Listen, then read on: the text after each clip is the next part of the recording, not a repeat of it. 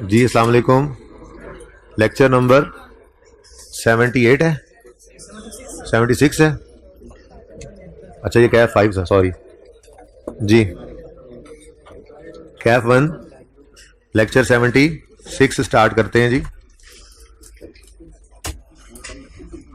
अच्छा जी, कल ये सवाल हमने शुरू किया था और मैंने कहा था कि सिर्फ रिटेन्ड अर्निंग्स को छोड़ देना, उसके अलावा बाकी सारा सवाल 3 दफा करना है। कितने बच्चों ने 3 दफा किया?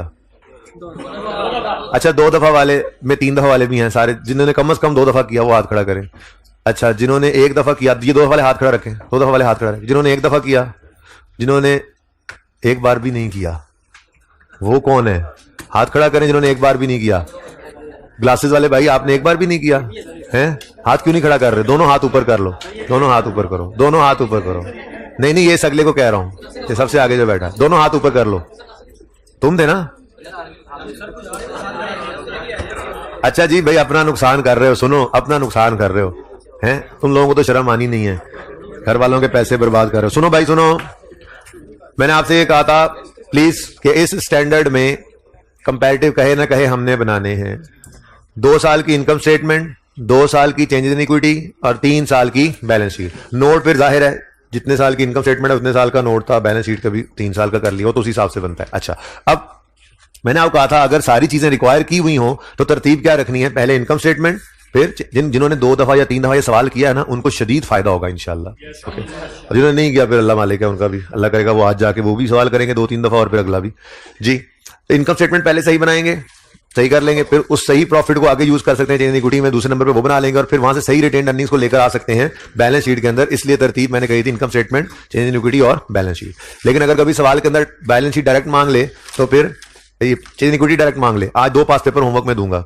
मैंने पहली क्लास के अंदर ना पहले चेंज इन एस्टीमेट का नोट रिवाइज करवाया, लेकिन एंड पे आज वाला सवाल ना थोड़ा सा नोट से रह गया, तो मैंने यही प्लान किया कि आज आपको पहले जो सवाल करेक्शन ऑफ एरर वाला करवाना है वो करवा के कंप्लीट करके उसका नोट भी बना दूं और ये लेक्चर यूट्यूब पे दे दूंगा बच्चों को, उनको मैसेज करवा दूंगा कि ये वो वाला भी सुन ले, ठीक है। और एंड पे जो चेंज एस्टीमेट वाला नोट जो रिवीजन थी असल में आगे 16 में बनाना सिखाया था, वो एंड पे देख लेंगे, हो गया तो ठीक है, वरना वो मैं आपकी क्लास में कल डिस्कस कर लूंगा। तो थोड़ा सा दूसरी क्लास और आपका चेंज करना है क्योंकि ये उनको भी मैंने रिकॉर्डिंग देनी है। अच्छा, तो इनकम स्टेटमेंट सबसे पहले एंट्रीज, ये एंट्रीज रिक्वायरमेंट वाली एंट्रीज नहीं है, मैंने रिक्वायरमेंट ही आज भी नहीं करवाई, ठीक है। वो और तरीके से होती हैं, वो कल इंशाल्लाह डिस्कस करेंगे। ये एंट्रीज सवाल सारा इसी के ऊपर डिपेंड कर रहा था, ये एंट्रीज करना जरूरी है। इन एंट्रीज की बुनियाद पर ही इनकम स्टेटमेंट बनती है, फिर चेंज इन इक्विटी भी बनती है और बैलेंस शीट भी, नोट भी इन्हीं से बन रहा होता है, ठीक है।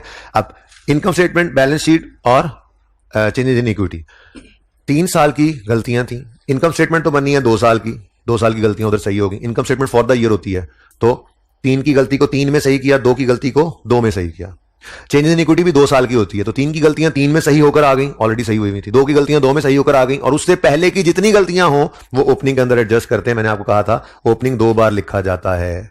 ओपनिंग कब 2 बार लिखा जाता है? जब आप 3 में खड़े हैं और 3 और 2 की गलतियां तो हैं ही हैं जो 3 और 2 में सही हो सकती हैं। 3 की गलतियां 3 के प्रॉफिट में सही होगी, 2 की गलतियां 2 के प्रॉफिट में सही होगी। उससे पहले 2001 है, 2099, 98, 200 साल, 500 साल पुरानी गलतियां भी हैं, ठीक है ना। तो वो सारी की सारी कहां सही होनी है? इस ओपनिंग।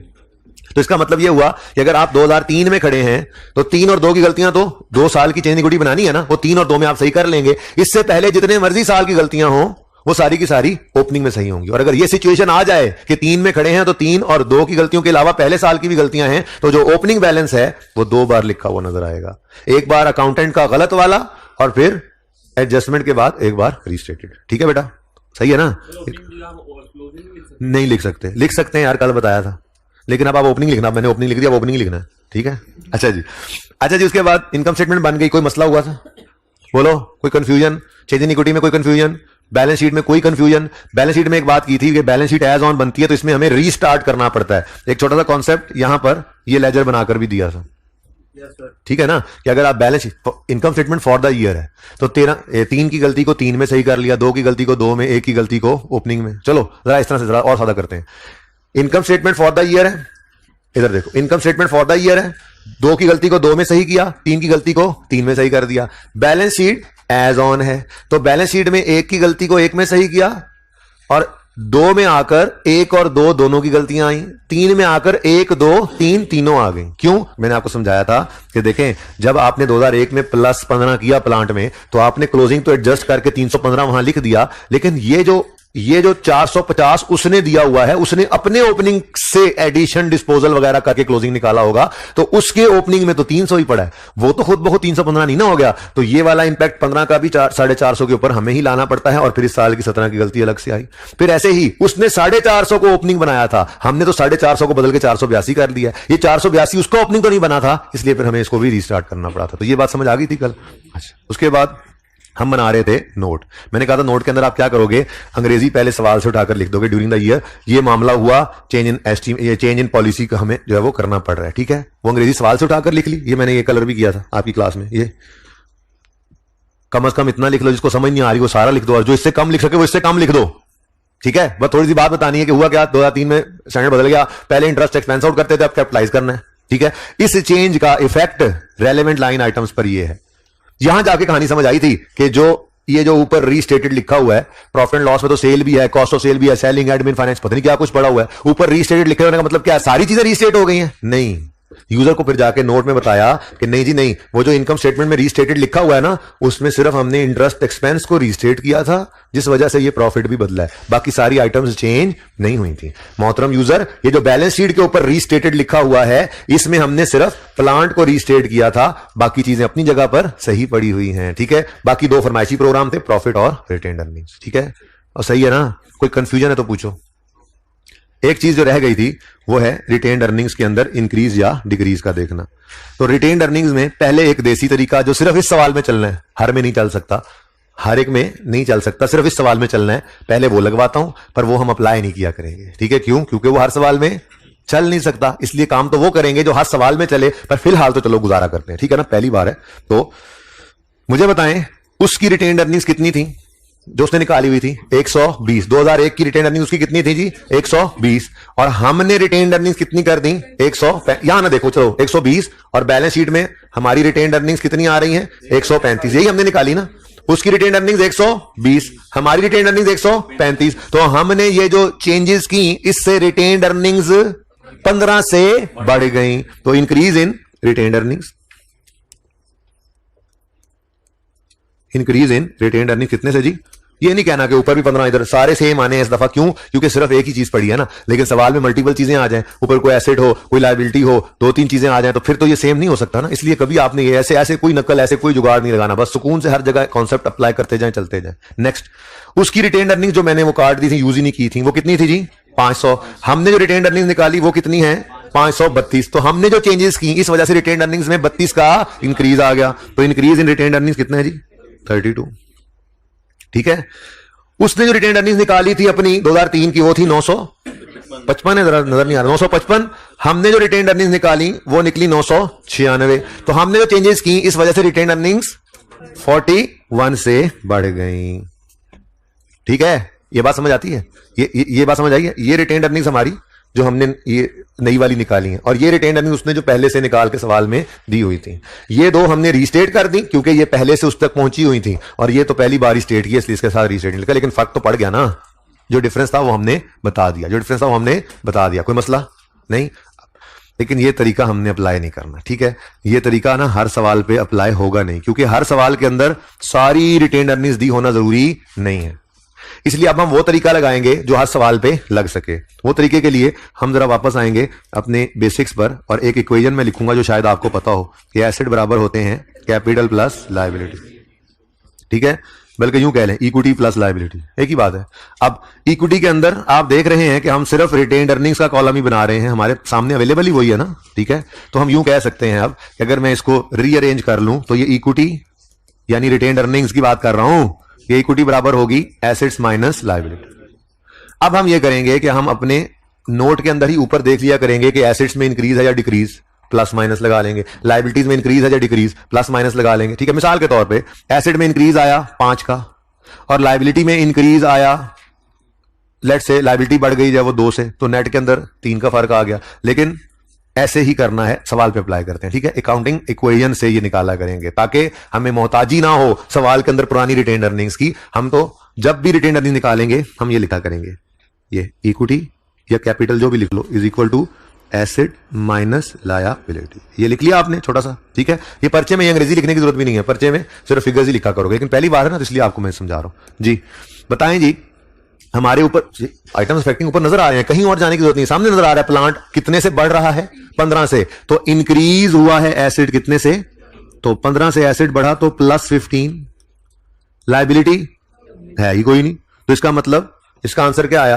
15 से रिटेन्ड अर्निंग्स में क्या आ गया? इंक्रीज। तो हमने यहां पर जाकर लिखा 15 से रिटेन्ड अर्निंग्स बढ़ गई। और ठीक है, किसी और सवाल के अंदर देखते हैं ना जाके, जहां पे एसेट लायबिलिटी दोनों आ रहे होंगे, फिर देख लेंगे, ठीक है। अच्छा नेक्स्ट, फिलहाल तो इस सवाल में जो है उसी से गुजारा कर रहे हैं। नेक्स्ट, अब जी 2002 के लिए मैंने फिर वही लिख लिया, इक्विटी या कैपिटल, जिसका मतलब क्या होगा? रिटेन्ड अर्निंग्स ही है, क्योंकि सवाल में गिवन ही रिटेन्ड अर्निंग्स है बस, ठीक है। तो equity is equal to assets minus liabilities. जी 2002 के अंदर क्या हुआ भाई? एसेट 32 से बढ़ गया तो प्लस 32, लायबिलिटीज कोई चक्कर ही नहीं, तो इसका मतलब रिटेन्ड अर्निंग्स हमारी प्लस 32 इंक्रीज हो गई। ये बात समझ आ रही है थोड़ी सी? ये असल में हर सवाल पे चलेगा, हर सवाल में ये, क्योंकि ऊपर वाला काम तो हमें करके ही आना पड़ेगा। एसेट्स लायबिलिटीज का इंक्रीज लिखा हुआ होगा, नीचे बैठ के बस 1 मिनट में ये काम कर ले। और अगर जो पहले आपको देसी तरीका सिखाया वो करोगे तो वो हर सवाल पे अप्लाई नहीं होगा, ठीक है जी। कितना आ गया? 30। ऊपर वाला सेम है, ये नहीं देखना आपने हर बार अपना असूल लगाना है जी। इसी तरह से यहां पर इक्विटी बराबर होती है एसेट्स माइनस, ये पर्चे में नहीं लिखेंगे ना अंग्रेजी, पर्चे में डायरेक्ट फिगर्स ही लिख लेंगे, वर्किंग छोटी सी, ठीक है। अच्छा जी बताएं जी, एसेट 41 से बढ़ गया तो प्लस 41, लायबिलिटीज बढ़ी कम हुई? है ही नहीं, तो फिर 41 से अर्निंग्स बढ़ गई। अच्छा नेट होने के बाद माइनस आ जाए तो अर्निंग्स, रिटेन अर्निंग्स कम हो गई, ठीक है ना। वो देखेंगे सवालों के अंदर, फिलहाल तो जो सामने सवाल है वो तो करें। तो 41, ठीक है जी, ये आपका सवाल कंप्लीट हो गया। ये इतना सा रह गया था। रिक्वायरमेंट ई मैंने फिलहाल छोड़ दी है, वो जर्नल एंट्रीज हैं। ये कंफ्यूज ना करना खुद को कि जो जर्नल एंट्रीज ऊपर करके आए हैं वो रिक्वायरमेंट वाली जर्नल एंट्रीज हैं। वो रिक्वायरमेंट वाली जर्नल एंट्रीज नहीं है। अगर वो जर्नल एंट्रीज मांगेगा तो वो करने के नंबर नहीं मिलेंगे। वो तो सवाल को पैरों पे खड़ा करने के लिए एंट्री जरूरी थी। आपने खुद ही देखा, इनकम स्टेटमेंट भी उन्हीं को देख के बनाई हमने, बैलेंस शीट भी उन्हीं को देख के बनाई हमने, चेंज इन इक्विटी भी उन्हीं को देखकर बनाई हमने, नोट भी उन्हीं को देखकर बनाया हमने, ठीक है ना। तो फिर वो एंट्रीज के बगैर तो हमारा सवाल नहीं ना हो सकता, ठीक है। तो वो सवाल को पैरों पे खड़ा करने के लिए वो एंट्री जरूरी है। लेकिन जो रिक्वायरमेंट में लिखा हुआ है ना पास जर्नल एंट्रीज, वो दरअसल इस तरह से नहीं, उनके लिए कुछ और तरीका करना पड़ेगा। आज नहीं की बात मैंने कल करूंगा इंशाल्लाह, ठीक है ना। अच्छा कोई मसला यहां तक? चलिए अब आगे। ये जो हमारा सवाल है ना जी, ये इतना कीमती सवाल है कि मैं इसको यहीं ओपन रखूंगा और एक और फाइल ओपन करूंगा जिसमें आपको नया सवाल दिखाऊंगा, ठीक है जी। क्वेश्चन बैंक का क्वेश्चन नंबर 1 है वंडर लिमिटेड, वो ओपन कर लें।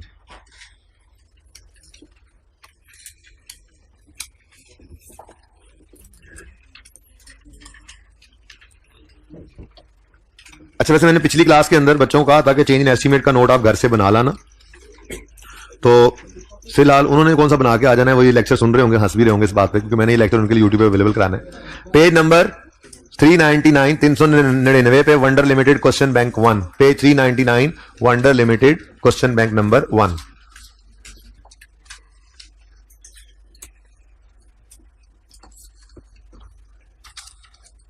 सबके सामने है सवाल, रिक्वायरमेंट पढ़ें। स्टेटमेंट ऑफ फाइनेंशियल पोजीशन बनानी है, स्टेटमेंट ऑफ कॉम्प्रिहेंसिव इनकम बनानी है, चेंज इन इक्विटी बनानी है और note, correction of error note, यानी इस सवाल के अंदर एरर है, ठीक है। 3 ही चीजें हैं भाई। चेंज इन एस्टीमेट है, पिछली क्लास में वो स्टार्ट में बात कर ली थी, लेकिन आपकी क्लास में एंड पे टाइम बच्चा तो कर लूंगा, नहीं तो कल करूंगा, ठीक है। क्योंकि उनकी क्लास में मेरा ये सवाल पूरा नहीं हुआ एंड पे नोट तक आकर, तो इसलिए मैंने ये सवाल इस क्लास में पहले रख के डिस्कस करना है और उनको भी अवेलेबल करना है, ठीक है जी। अच्छा तरतीब हमने वही रखनी है। ये इसलिए सवाल पहले करवा रहा हूं क्योंकि इसके अंदर भी income statement, change in equity, balance sheet और नोट है। तो जैसे कल 4 चीजें की, वही चीजें आज भी चारों कर रहे हैं। कल चेंज इन अकाउंटिंग पॉलिसी था, आज correction of prior year error है। तो स्टैंडर्ड पूरा हो जाता है ना, उसके बाद तो बस प्रैक्टिस है। वो करते रहेंगे मुख्तलिफ सवालों में, मुश्किल एडजस्टमेंट को ढूंढने की कोशिश करेंगे, टेस्ट के अंदर डालेंगे। सब स्टैंडर्ड तो इतना सही है। 3 ही चीजें हैं इसके अंदर। एक चेंज इन एस्टीमेट है जो आइए 16 से सीखा हुआ है, यहां पे रिवाइज कराऊंगा। दूसरा चेंज इन अकाउंटिंग पॉलिसी है, प्रैक्टिस क्वेश्चन 1 आपको करवा दिया। तीसरा करेक्शन ऑफ एरर है प्रायर ईयर्स की, वो इस सवाल के अंदर करने लगे। अब डिफरेंट सवालों के अंदर सिनेरियो तो चीजें यही 3 है, इसके अलावा कुछ चौथी चीज है ही नहीं। तो ये 3 चीजें अब डिफरेंट सवालों के अंदर हम करते रहेंगे प्रैक्टिस। इसलिए मैंने आज ये सवाल शुरू किया कि करेक्शन ऑफ एरर को भी देख लें, ठीक है जी। चलो, Wonder Limited is engage in manufacturing and sale of textile machinery, following are the extracts relevant draft extracts. एक तो ये काम कर लिया करें जी कि आप इसको ईयर एंड 30 जून है ना, 30 जून, ये बड़ा मुश्किल हो जाता है कभी कभी ना, है ना, ईयर एंड 30 जून। तो यहां पे आप यूं लिख लिया करें सवाल में 30 जून, इससे बड़ी हेल्प मिलेगी आपको सवाल करने में। पर्चे के अंदर ये ऐसे लिख लिया करें अगर उन्होंने ना लिखा हो तो, 30 जून 2014, 30 जून 2015, ऐसे ही ये 30 जून 2015, 30 जून 2014, ठीक है, सही है ना। अच्छा जी, कल हल्की सी बात शायद हुई थी या नहीं भी हुई थी, तो बहरहाल ये सुन लो दोबारा, दूसरी क्लास में ये बात कर दिया। वो क्या कह रहा है जी, ड्राफ्ट है, following are the draft extracts of, draft भी है और एक्सट्रैक्ट्स भी है, पूरी इनकम स्टेटमेंट बैलेंस शीट नहीं दी उसने, लेकिन ड्राफ्ट का मतलब क्या है, फॉर द ईयर एंडेड 30 जून 15, वो कह रहा है 15 का ड्राफ्ट है, 14 का भी ड्राफ्ट होगा। फिर भाई हम 15 में खड़े हैं, 14 की फाइनेंशियल स्टेटमेंट्स कंपैरेटिव में लिखी हैं, ये तो पिछले साल यूजर के पास वो अलमारी में से निकाली थी उसने, ये पिछले साल की फाइनेंशियल स्टेटमेंट्स तो ड्राफ्ट हो ही नहीं सकती, ये तो होती हैं ऑडिटेड। ये क्या होती हैं जी, ऑडिटेड। और ये जिस साल में हम खड़े हैं ये अभी ड्राफ्ट है, ये ड्राफ्ट है, हमने बना दिया, ऑडिटर आया है, हमने कहा चेक कर लो, रिपोर्ट देगा, ऑडिटेड होंगी तो फिर फाइनल होकर प्रिंटिंग के अंदर जाएंगी, ठीक है। तो 15 जिस साल में हम खड़े हैं वो साल ड्राफ्ट होता है, लेकिन उससे पिछले जितने साल हैं वो ऑडिटेड। प्रैक्टिस सेट 1 में आप 2003 में खड़े थे तो 2003 ड्राफ्ट था, बाकी 2 और 1 क्या है, ऑडिटेड, ठीक है। अच्छा क्या कहता है जी, बैलेंस शीट इसी तरह से ड्राफ्ट, और ये क्या है, ऑडिटेड, ओके जी। अच्छा जी, statement of financial position PPE given है, रिटेन्ड अर्निंग्स गिवन है, और स्टेटमेंट ऑफ कंप्रेहेंसिव इनकम में प्रॉफिट एंड लॉस गिवन है, बस। आगे कहता है following information, additional information has not been taken into account, has not been taken into account while preparing above financial statements. क्या मतलब, अगर नीचे कोई गलती है तो वो ना 14 में हुआ पड़ा है, उसका असर सही ना 15 में। अगर कोई एस्टीमेट चेंज है तो इसको भी उसने, आगे है, इसको भी उसने इन फाइनेंशियल स्टेटमेंट्स में लिफ्ट नहीं कराई, यानी पुराने एस्टीमेट से ही सारा कुछ कर दिया हुआ। देखें फाइनेंशियल स्टेटमेंट्स बन चुकी हैं, और इस टॉपिक के अंदर ये अजम्पशन नॉर्मली तो ऐसे बोल देता है, ना भी बोले ना तो हम ये अजम्पशन लेते हैं कि ये गलती इस साल में भी हो चुकी है और हमने जब सही करना है तो इस साल को भी सही करके देना। लेकिन उसने क्लियरली इस सवाल में तो लिख दिया, जिसमें नहीं लिखेगा वहां पे अजम्पशन ले लेंगे। बहरहाल फिलहाल इस सवाल में क्लियरली लिख रहा है कि ये 2 पॉइंट्स ऊपर वाली फाइनेंशियल बनाते हुए हमने इनको लिफ्ट नहीं कराई, ठीक है। पढ़ते हैं क्या हुआ। कॉस्ट ऑफ रिपेयर्स, रुक जाओ, repair expense debit cash credit होता है ना, ये amounting to 20 million was erroneously mistakenly debited to machinery account। और रेक्टिफिकेशन ही चल रही है, कोई नया टॉपिक नहीं आया, रेक्टिफिकेशन चल रही है। दूसरी तरफ से बेसिक्स वाली इनकम स्टेटमेंट बैलेंस शीट के एक्सट्रैक्ट्स बना रहे हैं, और तीसरी तरफ पिछले टॉपिक की चेंज इन इक्विटी चल रही है। कुछ नया पढ़ ही नहीं इस टॉपिक में हम जी। तो रिपेयर थी 20 मिलियन की, erroneously डेबिट कर दिया उसको मशीनरी अकाउंट में। अच्छा, बैलेंस शीट में चूंकि अलग से मशीनरी नहीं लिखा हुआ तो पीपीई को ही हिट कर देंगे एंट्रीज में, आसानी रहेगी एडजस्टमेंट करने में, ठीक है। हाँ भाई, होना चाहिए था repair expense debit cash credit, हो गया पीपीई डेबिट कैश क्रेडिट, ये जबानी करना है। मैंने लिख दिया, क्लास लिख दिया था, मिटा दिया जी, मैंने लिख दिया था फिर मिटा दिया, लिख दूंगा फिर लिख दूंगा। क्या होना क्या चाहिए था, repair expense debit cash credit 20 million से, हो क्या गया, अच्छा 20 भी नहीं लिखता मैंने, 20 भी नहीं लिखता, ऐसे बस जुबानी करनी है ना एंट्री। हो क्या गया, पीपीई डेबिट कैश क्रेडिट, सही करने के लिए क्या करोगे, repair expense debit PPE credit, ठीक है।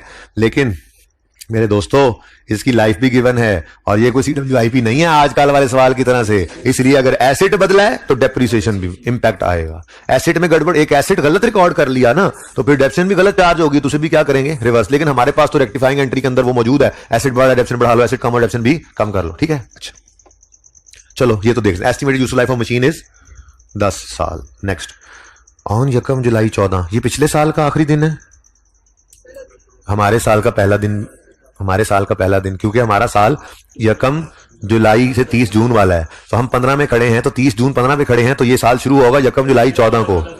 इसी तरह से जो पिछले साल की एडजस्टमेंट है ये प्रायर ईयर एडजस्टमेंट है, क्योंकि ये 1 अक्टूबर 13 में गलती हुई है उनसे, तो हम 30 जून 1 जुलाई 13 से 30 जून 14 वाले पहले साल के अंदर ये गलती हुई है 14 में, फिर उसके बाद 15 हमारे पास है, ठीक है ना। और फिर दूसरी एडजस्टमेंट में क्या है, इस साल के पहले दिन ऑन 1 जुलाई 14, हमारे इस करंट साल के पहले दिन WL reviewed the estimated useful life of its plant and revised it from 5 years to 8 years। The plant was purchased on 1 July 13 at a cost of 70 million under straight line method, ठीक है जी। अब ये 2 adjustments हैं, 1 by 1 कर लेते हैं। सबसे पहली एडजस्टमेंट तो हमने ऑलरेडी पढ़ ली, रिपेयर डेबिट कैश क्रेडिट होना था, हो गया पीपीई डेबिट कैश क्रेडिट, तो सही करने के लिए क्या करोगे, बोलो बोलो बोलो, रिपेयर एक्सपेंस डेबिट और पीपीई क्रेडिट।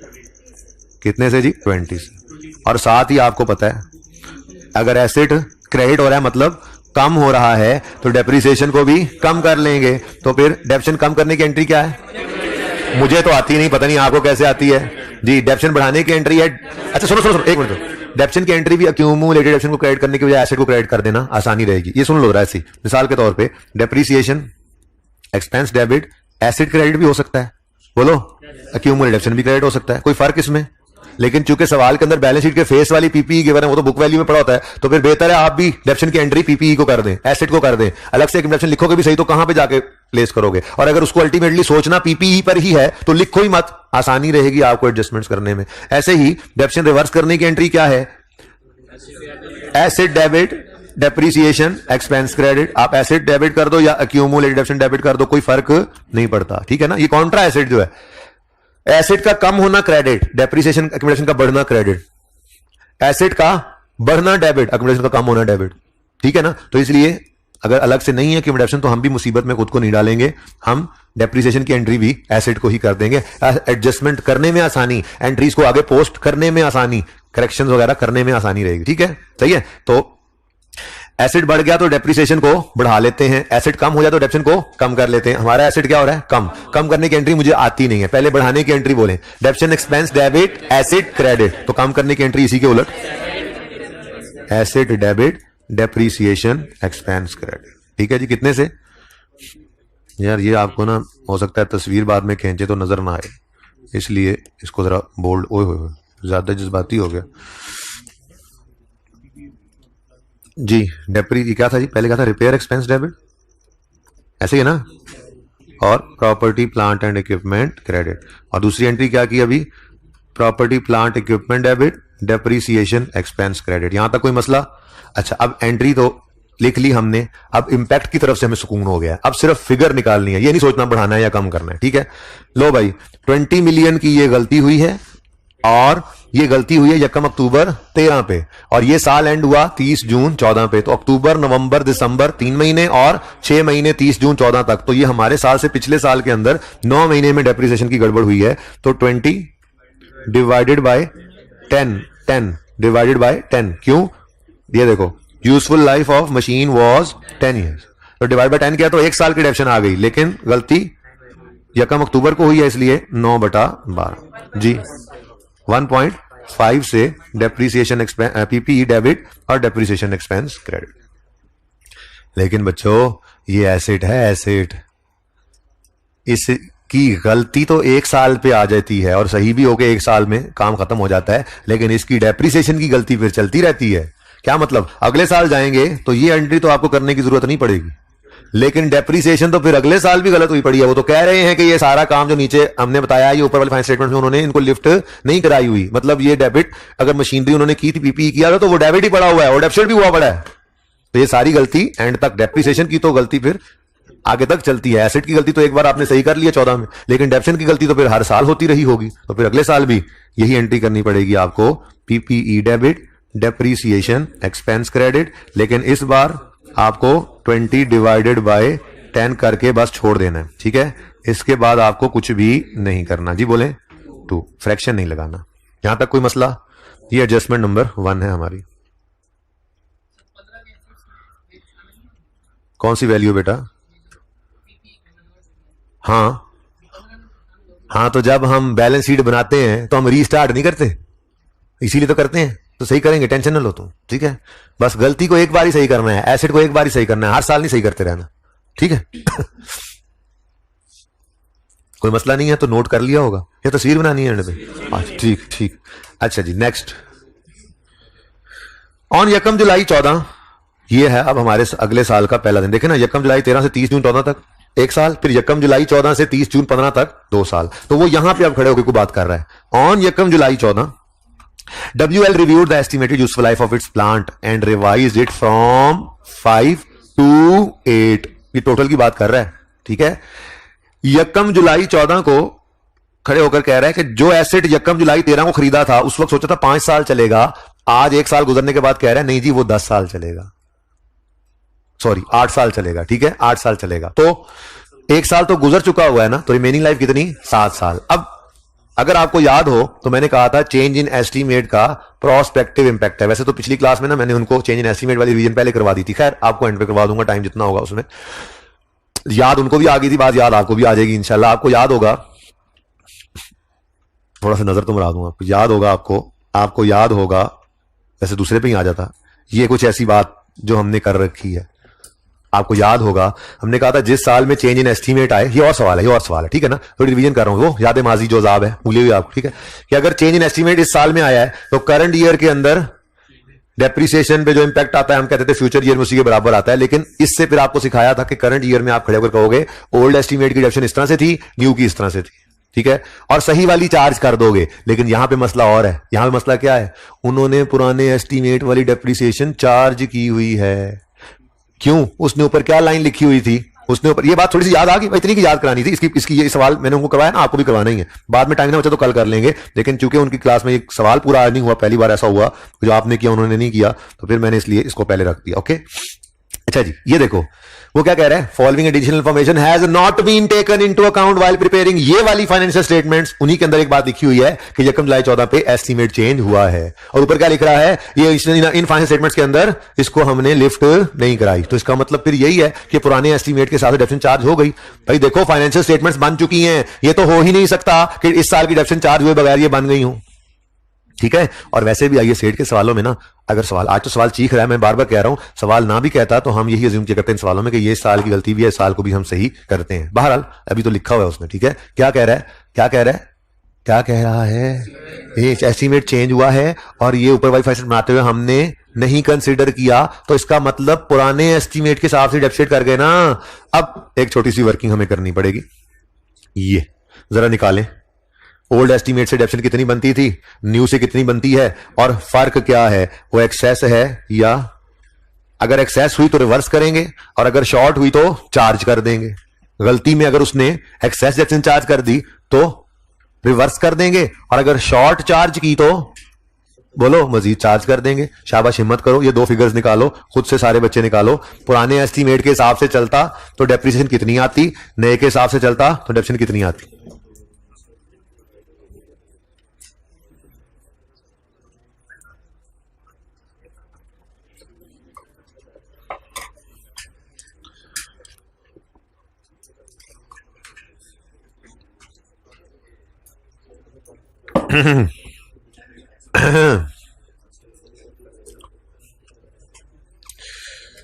भाई इधर देखो, 1 जुलाई 13 पर एक एसेट खरीदते हो आप 70 का, 30 जून 14 तक वो 70/5 कितना बनता है, 14 डेप्रिशिएट होकर पहुंच जाता है 56 पर।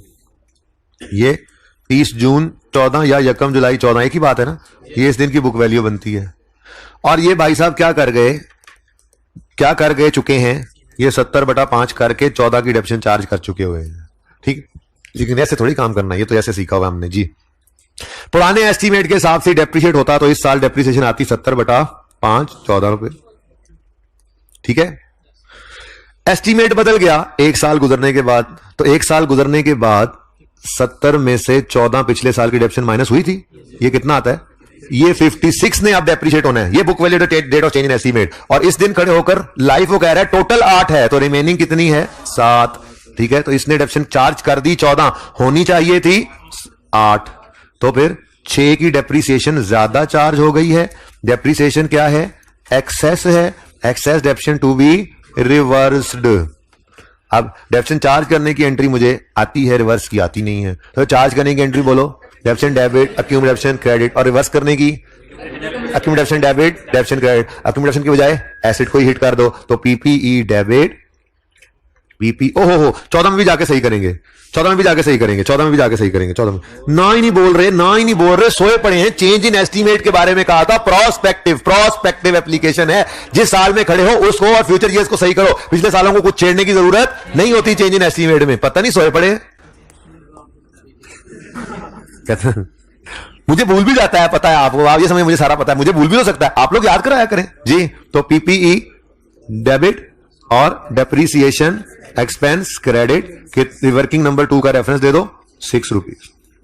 ठीक है,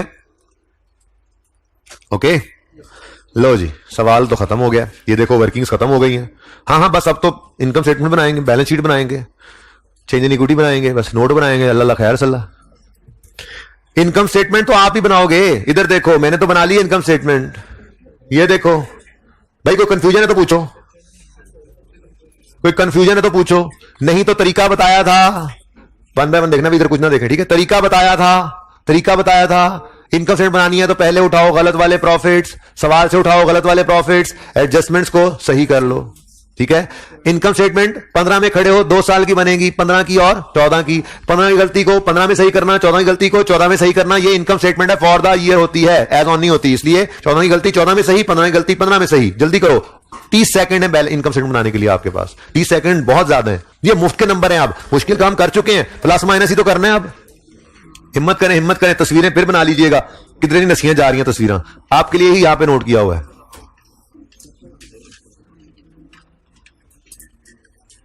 जल्दी करें, ये 2 तरह के सवाल मुकम्मल हो जाएं। कल से सवाल फिर उधर बोर्ड में शुरू करेंगे और इनको सामने रेफरेंस के तौर पे रखेंगे। एक में पॉलिसी, दूसरे में एरर, साथ ही एस्टीमेट की डिवीजन भी हुई होगी। तो बस सारा टॉपिक सामने होगा यहां पे, जब भी दिल करेगा रेफर करेंगे और मुख्तलिफ सवाल करते चले जाएंगे इंशाल्लाह इनको देखकर, ठीक है।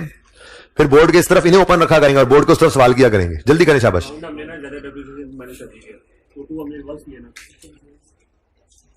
ये 2 वाला, ये ज्यादा डेप्रिसिएशन चार्ज होती चली गई। हाँ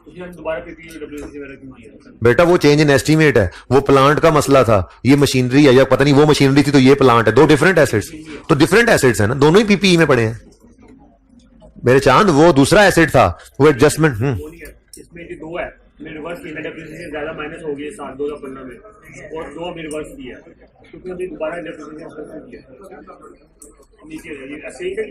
बेटा ये तो दूसरी वाली है, समझ नहीं रहे हो। देखो यार, ये देखो ना, एडजस्टमेंट 1 के अंदर मशीनरी गलत हुई थी, तो बेटा चुप करें जी, चुप करें। एडजस्टमेंट 1 के अंदर मशीनरी गलत हुई थी, तो मशीनरी को सही किया, मशीनरी की डेप्रिसिएशन का इंपैक्ट दोनों सालों पे आ गया, कहानी खत्म। एस्टीमेट प्लांट में चेंज आया है, तो प्लांट की डेप्रिसिएशन का इंपैक्ट ये है, ठीक है। ये डेप्रिसिएशन एक्सपेंस ऑफ प्लांट है, ये डेप्रिसिएशन एक्सपेंस ऑफ मशीनरी है। जी बेटा बोले।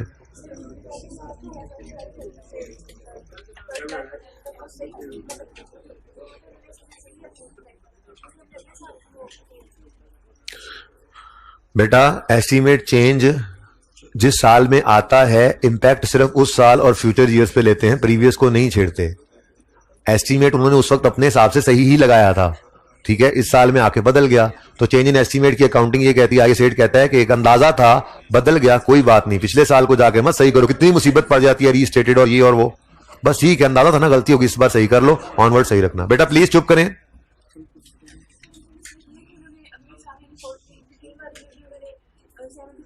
हाँ, ये उनकी गलती है, नहीं करना चाहिए था। हम गलतियां सही करने के लिए हैं ना, ठीक है, कर देंगे सही।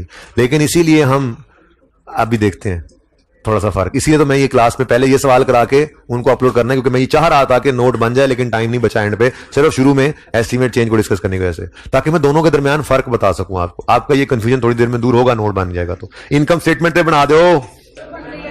कितने बच्चे बना चुके? आधे भी नहीं है, पहले एंट्रीज करने लग गए फजूल बच्चे। वहां पे देख लेते हैं, अब देखें।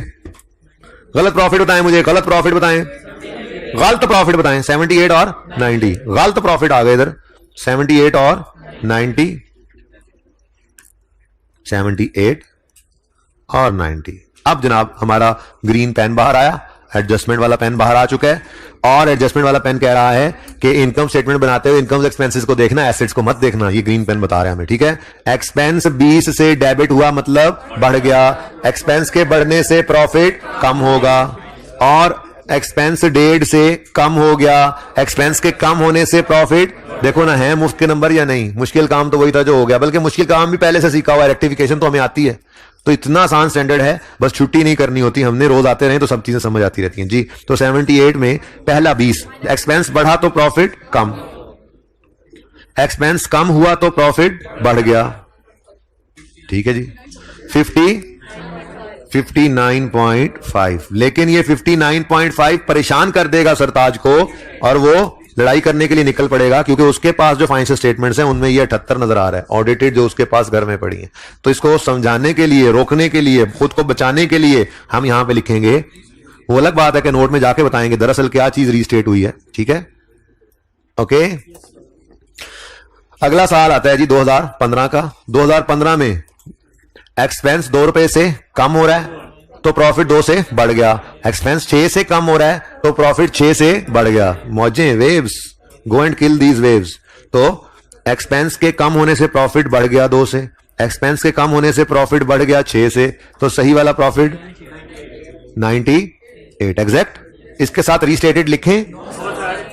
अभी स्टूडेंट ने क्वेश्चन किया, इधर सुने कि सुन ले यार, इस साल में इन्होंने गलती की है और ड्राफ्ट बना दिया है, तो हम क्या करेंगे? हमने क्या किया, हमने उसको सही कर दिया। अब सही किया ना, तो सही वाला, यूं समझो पहली बार ही सही वाला ही हमने पोस्ट किया ना यहां पे, क्योंकि इससे पहले तो ये फाइनेंशियल स्टेटमेंट्स कहीं नहीं गई थी, तो गलती पड़ी थी, पर फाइनेंशियल स्टेटमेंट्स हमारे पास ही थी, हमने उसको गलती को भी सही करके 98 का सही प्रॉफिट प्रेजेंट कर दिया है। ये लो यूजर, अब ये सही प्रॉफिट है। तो इस साल में जो गलती थी वो तो इस साल में सही हो गई। मसला सिर्फ इसका है कि उसके पास तो कोई फाइनेंशियल स्टेटमेंट नहीं है 2015 की, तो ड्राफ्ट अभी हमारे पास पड़ा है। ये तो ऑडिट होगा, फाइनल होगा तो यूजर के पास जाएगा। मसला तो हमें किससे है? इससे मुझे मसला है। मसला हमें किससे है? मसला हमें 78 से है, जो ऑडिटेड फाइनेंशियल स्टेटमेंट उसके घर में पड़ी हुई है। तो जब उसमें चेंज किया तो हमने उसके ऊपर रीस्टेट लिख दिया और आगे नोट में जाकर उसको बताया कि कौन सा आइटम हिट हुआ है, डेप्रिसिएशन हिट हुआ है, इंटरेस्ट हिट हुआ है, रिपेयर हिट हुआ है, क्या हिट हुआ है बताएंगे उसको। ठीक है ना? ओके, कुछ समझ आ रही थोड़ी थोड़ी? अच्छा जी, ले भाई, इनकम स्टेटमेंट बन गई, चेंज इन इक्विटी बनाते हैं। आज चेंज इन इक्विटी बनाने के लिए आपको 2 बार ओपनिंग नजर नहीं आ रहा, उसकी क्या वजह है? 15 में हम खड़े हैं, 14 और 15 की चेंज इन इक्विटी बनानी है, तो 14 और 15 में ही गलती है। वो 14 और 15 की गलती 14 और 15 में सही करनी है, उससे पहले कोई गलती है ही नहीं। कल के सवाल में क्या था? कल के सवाल में 3 साल की गलती थी, हम खड़े थे 2003 में। 2 और 3 की गलतियां तो 2 और 3 की चेंज इक्विटी में सही हो गई थी, लेकिन उससे पहले एक है 2098, मैंने कहा 1000 साल की गलतियां हो पिछली, वो सारी की सारी ओपनिंग में सिर्फ एक लाइन के अंदर एडजस्ट करनी होती है। तो ओपनिंग 2 बार लिखा हुआ तब आता है जब आप जिस साल में खड़े हैं वो और उसका कंपैरेटिव तो सही करना ही करना हो, उससे पिछले भी किसी साल को सही करना पड़ जाए तो स्टेटमेंट चेंज इक्विटी तो 2 साल की ही बनती है ना, 3 की तो बन नहीं सकती। वो 2 साल की चेंज इक्विटी बनाओगे, ओपनिंग को 2 बार लिख दोगे, एक बार गलत वाला और एक बार प्रायर ईयर के एडजस्टमेंट्स इकट्ठी इस लाइन, एक ही लाइन में डाल के एक बार रीस्टेटेड। आज ऐसी कोई मुसीबत हमें कोई नहीं पड़ी हुई। ठीक है, तरीका वारदात वही है, जरा उसको भी रिवाइज कर लें, तरीका वारदात को।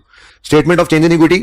अच्छा, आप एहतियातन क्या किया करना पर्चे में, मैंने तो जरा जगह बचाने के लिए ताकि आपकी तस्वीर में आ जाए, मैंने ऐसा नहीं किया। आप एहतियातन क्या करना, नहीं भी पता लगता कभी, आपने ओपनिंग के बाद 2 लाइनें खाली छोड़कर बाकी प्लानिंग करनी है। खुदा ना खास्ता कोई ऐसी एरर आ जाती है या कोई चेंज पॉलिसी, पिछले साल से भी चीज को सही करके लाना पड़ता है, तो फिर ओपनिंग के नीचे एक एडजस्टमेंट और फिर एक ओपनिंग दोबारा लिखने का टाइम मिल जाए आपको, जगह मिल जाए आपको। ठीक है ना? सही है। तो एहतियातन इस ओपनिंग के लिए 2 लाइनों की जगह खाली छोड़ के बाकी सवाल प्लान किया करना। ओके, सही है ना? अच्छा, बहरहाल आज के सवाल में तो है नहीं, मैंने बता दिया आपको। अच्छा, अब मैंने क्या कहा था, ये जो 30 जून 2015 है, इसको एज इट इज उठाकर आखिरी वाले क्लोजिंग पे लिखो, 30 जून 15। तो फिर ये वाला क्लोजिंग हो जाएगा 30 जून 14 पर। ठीक है, और ये वाला क्लोजिंग भी हो सकता है, आप इसको ओपनिंग भी लिख सकते हैं। आप कल ओपनिंग लिखा था तो फिर आज मैं ओपनिंग ही लिखूंगा। इसको 30 जून 13 भी लिख सकते हैं भाई, लिख सकते हैं। किधर गया, किधर गया, लिख सकते हैं। ओके, अच्छा, लेकिन मैंने यकम जुलाई 13 लिखा है। अच्छा जी, थोड़ा सा इसको इधर ले आओ यार। ओके, नाउ ये 14 का साल है और ये 15 का साल है। अभी इंशाल्लाह होमवर्क में 2 सवाल जाने हैं, चेंज इन इक्विटी बनानी है उनमें, लेकिन साथ आइए सेट मिक्स है, पास पेपर के 2 सवाल, मतलब आप अपना लेवल चेक करें। ठीक है, हाँ तंग होंगे थोड़े से, लेकिन जाहिर है आपको होमवर्क दूंगा तो कल मैं सवाल करवाऊंगा। अच्छा सुने, उसमें डिविडेंड भी होंगे, राइट इश्यू भी होंगे, चेंज इन इक्विटी भी रिवाइज होगी, साथ में आपका मोहतरम आइए सेट भी हो जाएगा। कोई एरर शेरर हो गई होगी तो प्रॉफिट्स को भी सही कर लेना। ठीक है ना? अच्छा, बहरहाल ये है, उसमें फिर सोचना पड़ेगा 13 के साल में 13 का फाइनल नहीं आ सकता, 13 के साल में 12 का फाइनल और 13 का इंटरिम, 14 के साल में 13 का फाइनल 14, ये सारी बातें हैं। राइट इश्यू है तो कहां है, पहले है बाद में है, ये देखना पड़ेगा सब कुछ, ऐसे नहीं। हाँ, सीख लिया तो फिर अप्लाई भी तो करना है ना नॉलेज को। IAS 1 साथ ही चल रहा है, मैंने कहा था उसको, मैंने रोका कहां है, उसमें तो चीजें भी रहती हैं भी 2-4, ये मिक्स होकर ही चलना होता है इसने जी। 13 का साल 14 का साल, 13 का साल 13 का प्रॉफिट 13 के साल में, सॉरी माफी दे दो, 14 का साल 15 का साल, 14 का प्रॉफिट 14 के साल में और 15 का प्रॉफिट 15 के साल। ठीक है, अच्छा अब ये दोनों प्रॉफिट्स हमारे पास रेडी स्टेडी एप्पल गो पड़े हैं। यहां पे क्या आएगा 59.5 रीस्टेटेड, यहां पे क्या आएगा 90 रीस्टेटेड नहीं। ठीक है, मसला क्या है, हमें क्या चाहिए, हमें क्या चाहिए, यकम जनवरी 13 का रिटेन्ड अर्निंग्स का बैलेंस। ये इधर देखो, ओहो यहां पे भी यही भूल गए, अच्छा नहीं पढ़ा, ये देखो कौन सा 120, ये जो कल वाले सवाल में कौन सा था 120। देखो अगले दो को तो इधर अगले दो को तो हमने वैसे ही काट दिया था, उनको तो इस्तेमाल ही नहीं किया था। इस 120 को उठाया था, इधर लिखा था और आगे सारा काम हमारा यहां से चला था। तो हमारी चेंज इन इक्विटी का स्टार्टिंग पॉइंट क्या है, यकम जनवरी 31 दिसंबर, यूं बोलो 31 दिसंबर 2001 का रिटेन्ड अर्निंग इस सवाल में, यानी यकम जनवरी 2002 का ये क्लोजिंग 31 नंबर 1 का, यकम जनवरी 2 का ओपनिंग बनना है ना, और 2 और 3 की चेंज इक्विटी बनानी हो तो ओपनिंग यकम जनवरी 2 का यही होना है। ठीक है, तो कल वाले सवाल के अंदर 120 से हमने स्टार्ट किया था। प्रैक्टिस सेट 1 3 बार करने वालों हमारे को, आपको पता लग रहा है 120 से सवाल स्टार्ट किया था, लेकिन आज वाले सवाल में आप गौर फरमाएं, आप 15 में खड़े हैं, जैसे वहां 3 में खड़े थे, 2 और 1 वाली रिटेन्ड अर्निंग्स क्लोजिंग आपने यूज की थी, यहां पे आप 15 में खड़े हैं तो 14 और 13 वाली क्लोजिंग आपके पास होनी चाहिए थी। यानी के यहां पर 30 जून 2013 भी होना चाहिए था। सर 13 ना लिखे ना, 2013 लिखे, वैसे ही लगे बिल्कुल। ठीक है जी, ये होना चाहिए था, और अगर ये होता तो उसकी रिटेन्ड अर्निंग्स होती, और रिटेन्ड अर्निंग्स होती तो हम उसको लिखते ये यहां पे, जैसे यहां पे लिखते भागा भागा प्रॉफिट आता, इधर लिखते भागा भागा 59.5 और ये टोटल, फिर भागा भागा 98 आता, सवाल खत्म। अब मसला क्या है, ये नहीं है। अब इसको निकालना है। जिन्होंने पहले कभी जिंदगी में कहीं ना कहीं इसको पढ़ रखा है वो खामोशी इख्तियार करें, और बाकी बच्चे गौर फरमाएं, और गौर फरमा के मुझे बताएं, कोई रास्ता निकालें, अल्लाह से मांगे। ठीक है जी, कोई उम्मीद बर नहीं आती, कोई सूरत नजर नहीं आती, सवाल आगे चल नहीं रहा है, बताएं जी। ये फिगर नहीं है, ये फिगर जिन्होंने पहले पढ़ा हुआ ईमानदारी से चुप बैठेंगे जी। अच्छा ये नहीं पढ़ा हुआ भाई, आपको रिटेन्ड अर्निंग्स का कॉलम चलो छोड़ो, रिटेन्ड अर्निंग्स का लेजर याद है, रिटेन्ड अर्निंग्स का लेजर याद है, रिटेन्ड अर्निंग्स के लेजर में क्या कुछ आता है, कोई मुझे बता दे। यहां पे मैं अगर लेजर बनाऊं और उसका नाम रखूं रिटेन्ड अर्निंग्स, ऐसे ही दिल कर रहा है। ठीक है, रिटेन्ड अर्निंग्स का लेजर बनाऊं, पहले बताओ डेबिट नेचर का है क्रेडिट नेचर का है, यानी इसका ओपनिंग डेबिट साइड पे आएगा या क्रेडिट साइड में? अच्छा चलो, तो ओपनिंग तो आएगा इधर, कह रहे हैं आप लोग। तो ये किस में आता है, ब्रॉड डाउन। ठीक है जी, दूसरा इसमें क्या आता है, प्रॉफिट, डेप्रिसिएशन आती है, डिविडेंड इस तरफ नहीं ना आता, डिविडेंड तो डेबिट साइड पे आता है, और मैं डेप्रिसिएशन आ गई उधर जी। और फिर आता है क्लोजिंग। ठीक है, अब सवाल के अंदर आपको 30 जून 2014 की रिटेन्ड अर्निंग्स गिवन है, 30 जून 2014 की रिटेन्ड अर्निंग्स गिवन है, और 30 जून 14 वाले साल का प्रॉफिट भी गिवन है, और डिविडेंड है ही कोई नहीं। सुभान अल्लाह। यानी कि एक्सक्यूज मी, जरा इधर देखें, यानी कि 30 जून 14 का रिटेन्ड अर्निंग्स का आपको पता है बैलेंस कितना है, 108 सवाल में गिवन है, सुभान अल्लाह सुभान अल्लाह। डिविडेंड कितना है सवाल के अंदर, देख के बताओ, डिविडेंड का कोई जिक्र नहीं है इस सवाल में, फिर बोलो सुभान अल्लाह। अब ये 30 जून 14 वाला साल है जो यकम जुलाई 13 को शुरू होना है और 30 जून 14 पे खत्म होना है, इसमें प्रॉफिट होगा 14 का, वो 14 का प्रॉफिट सवाल में गिवन है 78, तो फिर बैलेंसिंग फिगर क्या आ गई 30। ठीक है, अच्छा अहम बात, शुगल में लगा दी बात आपने, किसी ने मुझे ये नहीं कहा सर 59.5 क्यों नहीं लिखा आपने, 78 क्यों लिखा? भाई साहब ये अकाउंट हमेशा बनाएंगे हम अकाउंटेंट वाला, गलत वाला, बिल्कुल अकाउंटेंट ने जो वो देखो ना, ये हमारा प्रैक्टिस सेट है। सुभान अल्लाह, कितना प्यारा सवाल है। ये 120 उसने निकाला हुआ था, उस गलत वाले 120 को हम ले आएंगे और अगली अकाउंटिंग हमने सारी कर रखी है, तो हमें अकाउंटेंट का गलत वाला रिटेन्ड अर्निंग्स का बैलेंस चाहिए, समझ गए? ठीक है, हाँ ये क्वेश्चन 1 का कमाल है। तो जी ये फिग्यूरे हमने निकाल ली जी 30 की, यही हमें चाहिए थी। इधर देखिए, ये जबरदस्ती निकाली है, सवाल में गिवन नहीं थी। ठीक है जी, तो कितनी फिगर आ गई जी? ये 30 की, और सवाल में ये कोई नहीं गिवन थी, मैंने वर्किंग 3 में इसको निकाला है। वर्किंग 3 नंबर दे दिया इसको, दे दे। ठीक है, लो भाई सवाल। अब सवाल की कोई जान ही नहीं रही। 30 30 30 30 30, ये यहां पर हम बता देंगे इनको कि जी वर्किंग नंबर 3 में हमने निकाला है। उसके बाद अब क्या रहेगा बताओ भला? अब इसमें जान ही को नहीं रहेगी। अब प्रॉफिट ने ऐसे उड़ के आना है, ये 59.5 ने ऐसे उड़ के आना है। हम बाद में लिख लेते हैं। तो ये कितना हो जाएगा? 89.5, और फिर वो 98 ने उड़ के आना है, और ये हो जाना है 187.5, और इन लोगों ने उड़ उड़ के जाना है। इधर देखो, इन लोगों ने उड़ उड़ के जाना है 187.5, 89.5। चलो लिख लो, अब निकाल ही लिया है तो 30। ठीक है, उड़ उड़ के जाना है इन्होंने।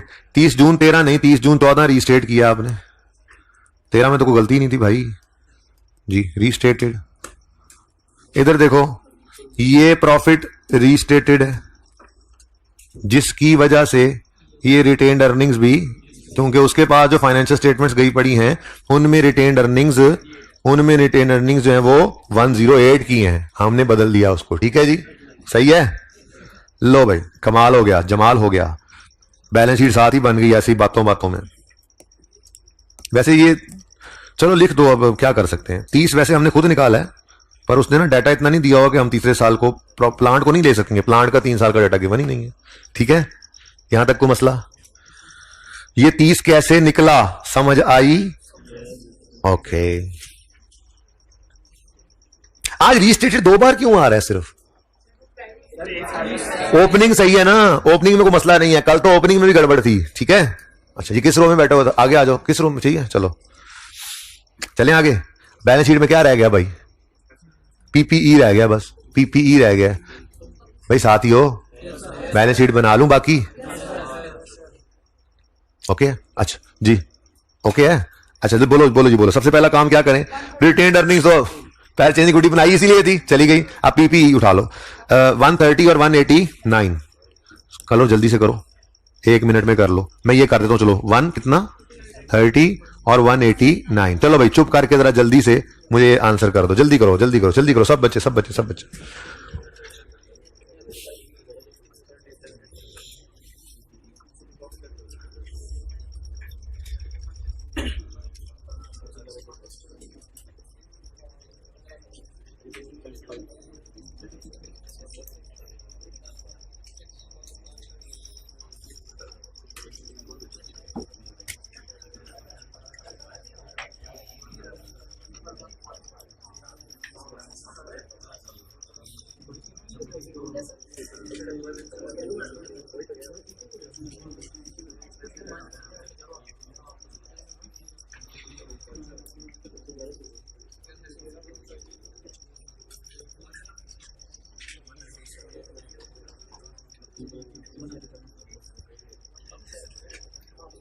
जी बच्चों, ग्रीन मार्कर आया है और वो कह रहा है बैलेंस शीट बनाते हुए एसेट्स को देखा करो। तो 2014 के अंदर पीपीई 20 से कम हुआ और फिर पीपीई 1.5 से डेबिट यानी बढ़ गया। जैसे ही 15 शुरू करेंगे, मैंने तो अभी देखा ही नहीं कि 15 में क्या गलती हुई है। पहले इसको रीस्टार्ट कर लेंगे। ठीक हो गया, भूल गए ना, इसलिए पहले के। अब जाकर देखो 15 में पीपीई 2 से बढ़ गया, पीपीई 6 से बढ़ गया, तो +2 +6 170, अच्छा 178.5 और 111.5। ठीक है जी, ये हमारे पास है नहीं, क्या कर सकते हैं। Balance sheet is over.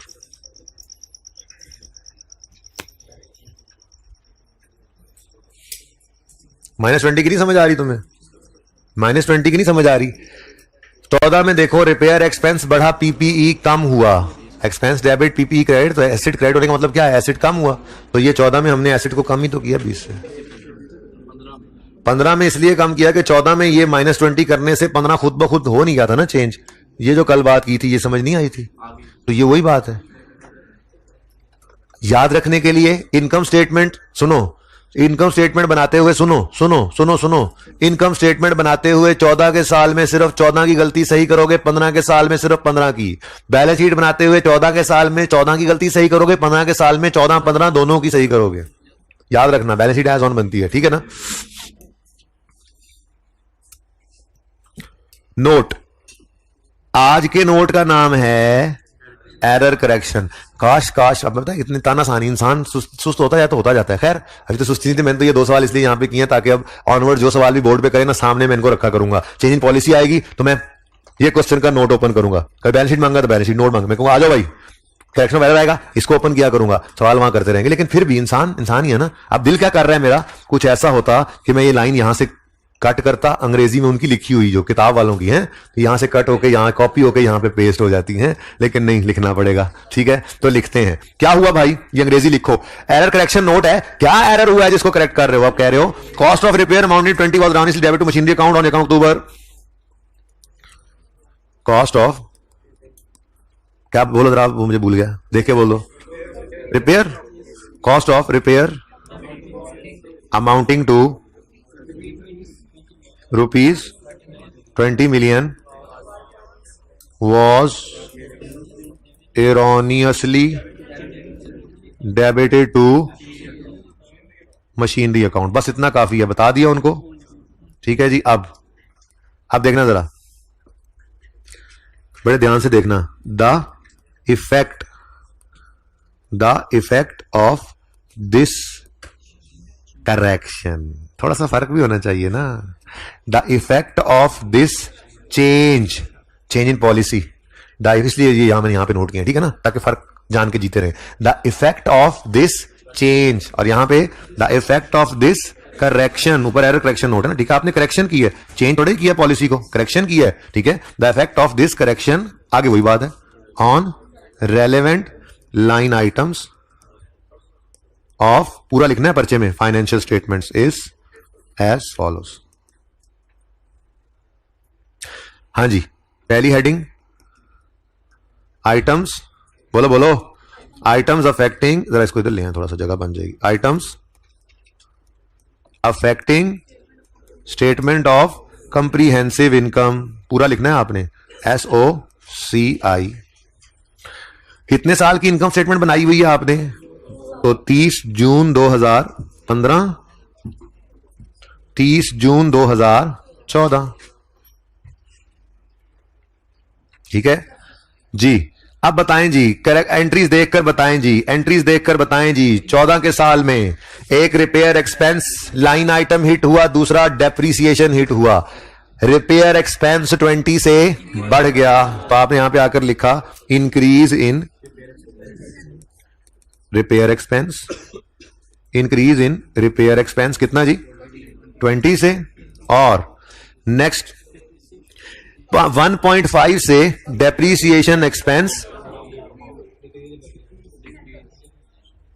Ji, depreciation expense 1.5 से डिक्रीज हो गया, तो डिक्रीज इन डेप्रीसिएशन एक्सपेंस। नहीं, नेट क्यों करना है, हमने लाइन आइटम बताने हैं, लेकिन अब ये डेप्रीसिएशन आप पूरा खुद लिख लेना, ठीक है। डिक्रीज इन डेप्रीसिएशन एक्सपेंस कितना जी, 1.5। तो बेटा निकालते हैं, वो बाद में निकालेंगे, लाइन आइटम्स भी तो बताने हैं। ये लाइन आइटम्स कहीं ना कहीं लिखे हुए रिपेयर एक्सपेंस तो होगा ना, नोट्स शोट्स में ये बदल गए हैं। एक चीज पिछली फाइनेंशियल स्टेटमेंट में नजर आ रही थी, अब नहीं नजर आ रही, या नहीं आ रही थी अब नजर आने लग गई, तो लाइन आइटम बताने हैं। अब करेंगे प्रॉफिट पे इंपैक्ट, ये फरमाइशी प्रोग्राम है, पहले लाइन आइटम बताओ फिर इंपैक्ट, ओके, समझ रहे हो सारे बात। अब फरमाइशी प्रोग्राम क्या है जी, प्रॉफिट। अब सुकून से देख लो भाई ऊपर, अब 2 आ गए हैं तो आपकी ब्लू वाली वर्किंग होगी, फिर इधर छोटी सी जी, सही है। क्या वर्किंग होगी, आप कहोगे एक्सपेंस 20 से बढ़ा, एक्सपेंस के बढ़ने से प्रॉफिट कम होता है, ठीक है। फिर एक्सपेंस 1.5 से कम हुआ, एक्सपेंस के कम होने से प्रॉफिट बढ़ता है, तो नेट में कितना, माइनस ऊपर नहीं लिखना, माइनस का मतलब डिक्रीज हो रहा है, ठीक है। तो मुझे फिगर बताओ नेट में क्या, 18.5 से डिक्रीज हो गया प्रॉफिट, तो डिक्रीज इन प्रॉफिट, ठीक हो गया, सही है। चलो 15 भी कर लेते हैं, थोड़ी देर में फिर कोई धमाका होगा छोटा सा, फिर वो देख लेंगे। अच्छा जी, 15 के साल में डेप्रीसिएशन एक्सपेंस 2 से कम हुआ बेटा, क्रेडिट कम हुआ, क्रेडिट कम हुआ, एक्सपेंस 2 से कम हो गया, तो डेप्शन एक्सपेंस में क्या आ गया, डिक्रीज 2 से। चलो थोड़ी देर बाद में टोटल कर लेते हैं। और फिर 6 से कम हो गया, तो टोटल 8 कर लें। इसको भाई टोटल कर लो, इसको नेट भी कर सकते थे। किसने बोला था नेट वाला? नेट वाला कौन है? अगर ये एक एडजस्टमेंट में बढ़ रहा था, डेप्शन एक में कम हो रहा था, तो नेट करके यहां पे लिख सकते थे। डेप्शन एक्सपेंस को डेप्शन एक्सपेंस से नेट कर लो ना, रिपेयर और डेप्शन को ना नेट करो, ठीक है। अच्छा जी, उसके बाद रिपेयर का कोई चक्कर नहीं है इस दफा। अच्छा, वो वंस वाला था, यानी इंक्रीज डिक्रीज कोई नहीं है। अब आसान हो गया, डिक्रीज इन डेप्शन एक्सपेंस से प्रॉफिट में क्या आ जाएगा, इंक्रीज। इंक्रीज बेटा होश करो, इंक्रीज, ठीक है। तो ये फिर आपको इस तरह से लिखना पड़ेगा, इंक्रीज इन प्रॉफिट, ठीक है। कितने से? 8 से। ये बताया था कल आपको, अगर बदल जाए तो ठीक हो गया, सही है। बैलेंस शीट की तरफ आते हैं। आइटम्स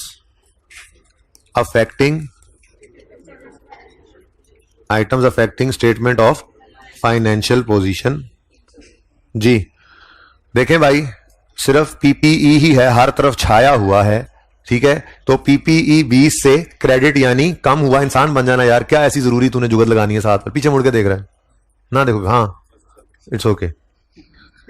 पीपीई 20 से क्रेडिट हो गया मतलब कम, ठीक है। और साथ ही अगली एडजस्टमेंट में 1.5 से डेबिट हो गया मतलब बढ़ गया। तो नेट में पीपीई कम हुआ कितने से है? तो इंक्रीज इन, ये डिक्रीज इन पीपीई कितना जी? 18.5। ये 18.5 कैसे निकला है जी? -20 प्लस 1.5, ऐसा ही है। मैं कहा यहां साइड पे कर देते हैं वर्किंग, ये भी साइड पे ले आते हैं। -20 प्लस क्या था, यहां पे क्या था, -20 प्लस, यहां पे भी यही था। अच्छा ये दूसरा इंपैक्ट था, चले एनीवेज ले जी। उसके बाद बस 15 का साल आ गया। 15 के साल में पीपीई 2 से बढ़ा है और 6 से बढ़ा है, तो फिर increase in property plant and equipment कितने से जी? 8 से, ठीक है। ये 8 कैसे आया जी? +6 प्लस 2 है पहले, +2 + 6, ताकि आपको वहां एंट्रीज में नजर आता रहे, ठीक है। लो भाई नोट तैयार जी। क्या कह रहे हैं?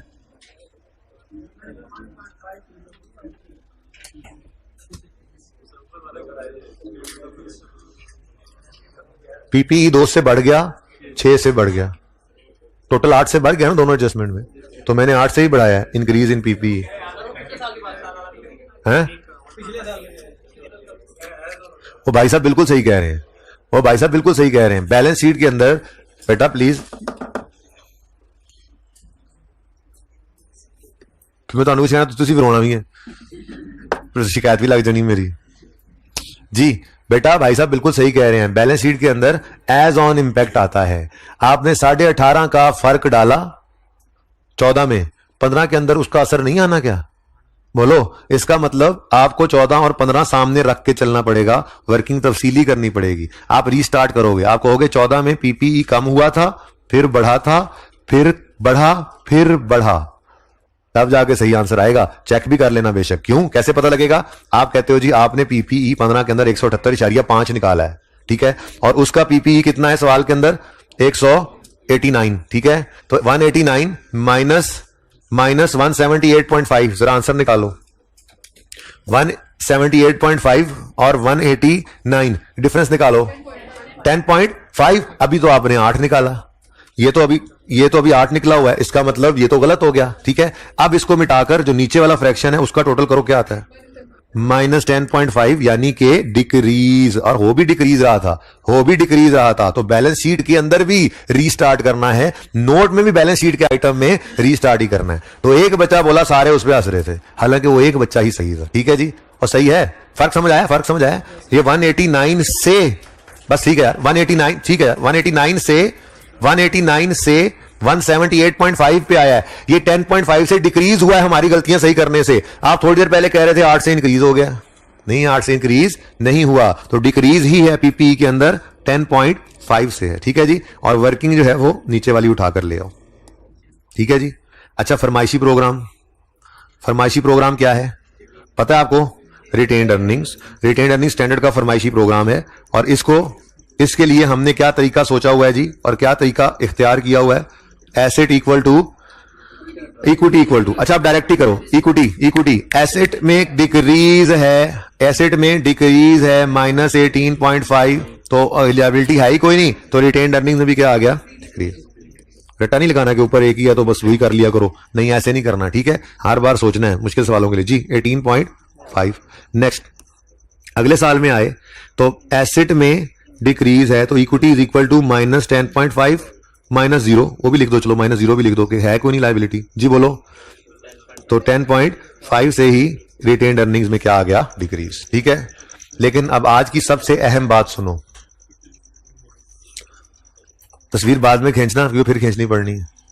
आज की सबसे अहम बात यह है कि करेक्शन ऑफ एरर का नोट हो तो हम करंट ईयर को, मैं तो स्केल से लगाना चाहूंगा ये लाइनें, तो हम करंट ईयर को प्रेजेंट नहीं करते, चाहे इनकम स्टेटमेंट हो चाहे बैलेंस शीट। पहले जरा मैं बैलेंस शीट के ऊपर लिख तो लूं, ये 30 जून 2015 की थी, ये 30 जून 2014 की थी और 30 जून 2013 की हम बना ही नहीं सके, ठीक है ना? डाटा नहीं था।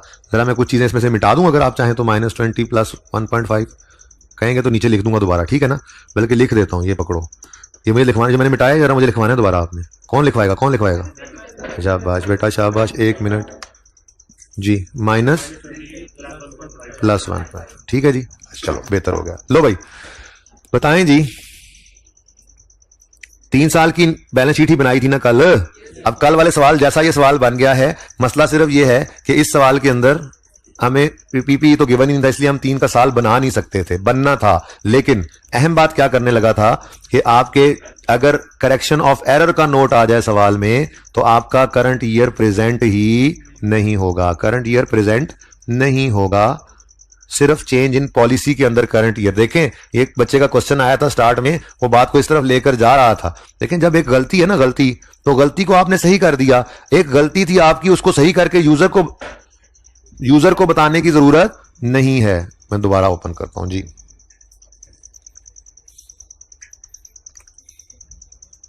चलो इधर से चलते हैं, वापस आएंगे, लेकिन इसको तो मैंने कंपेयर करना है अभी 1 मिनट के अंदर अंदर। हो गया।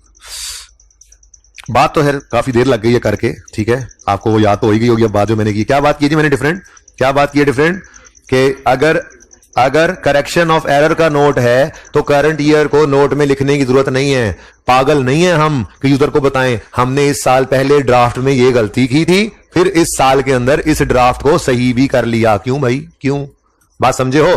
फर्क इसके साथ 3 में खड़े थे, 3 भी प्रेजेंट किया, 2 भी प्रेजेंट किया। समझो 3 में खड़े हो, 3 प्रेजेंट नहीं किया, 2 ही किया बस। बैलेंस शीट बनती तो 1 भी करते, या यूं मैं बोलूं 3 2 1। अगर पॉलिसी चेंज है यहां पे 3 में भी खड़े हो तो 3 नहीं, सिर्फ 2 और 1। वो अलग बात है कि इनकम स्टेटमेंट 1 साल की आएगी और बैलेंस शीट 2 साल की, लेकिन डाटा इतना नहीं था। ये बना क्यों दिया? पहले बनाता ही ना, बना क्यों दिया? ताकि आपका कल से सवाल एक बार कंसिस्टेंटली चल के आए, थोड़ी प्रैक्टिस भी हो जाए। अब बच्चों ये चेंज मतलब हो गया थोड़ा सा कि जब करेक्शन ऑफ एरर होगा तो आपने करंट ईयर को नोट में प्रेजेंट नहीं करना। पास पेपर 1 और पास पेपर 3 होमवर्क में है। जिंदगी रही तो कल मुलाकात होगी। अल्लाह हाफिज। ये पिक्चर लें, आ जाएगी नजर, स्टेप बाय स्टेप लेनी है तो ये ले।